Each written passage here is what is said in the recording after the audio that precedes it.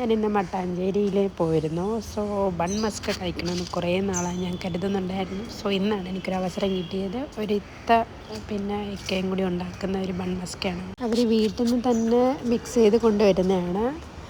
നല്ല ഫില്ല് ചെയ്തിട്ടുണ്ട് അതിൻ്റെ അകത്തേക്ക്. ഞാൻ ഫസ്റ്റ് ടൈമാണ്. എൻ്റെ കൂടെ ചായയും കൂടെ തരും. എങ്ങനെയുണ്ടെന്ന് നമുക്കൊന്ന് ട്രൈ ചെയ്ത് നോക്കാം. നിങ്ങൾ ആരെങ്കിലും കഴിച്ചിട്ടില്ലെങ്കിൽ ഇപ്പോൾ ഏകദേശം ഇതിപ്പോൾ ട്രെൻഡി ആയിട്ടിരിക്കുകയാണ്.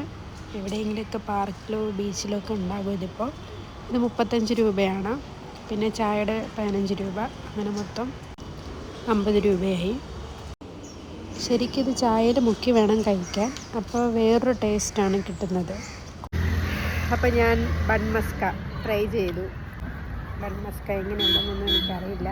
ഫോർട്ട് കൊച്ചിയിൽ വന്നിട്ട് ബൺ മസ്ക കഴിക്കണമെന്ന് തോന്നി. ഒരു ഇത്തയും ഹസ്ബൻഡും കൂടെ ഉണ്ടാക്കുന്നതാണ് ഉള്ളത്. കണ്ടോ, നല്ല മധുരം, നല്ല സ്വീറ്റ്.